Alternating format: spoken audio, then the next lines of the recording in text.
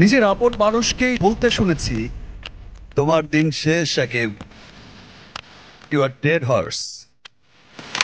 25 বছর ধরে এই ইন্ডাস্ট্রিকে সবটাই দিয়ে গেছেন এবং তিনিই তো আমাদের ইন্ডাস্ট্রির রাজকুমার, আমাদের মহারাজা। আমার দিন শেষ হয়নি। যারা বলেছে যে তোমার দিন শেষ, তাদের মুখে দিয়ে তাকে নীরবেই উত্তরটা দিয়েছি, দিন শেষ হয়নি, দিন তো মাত্র শুরু।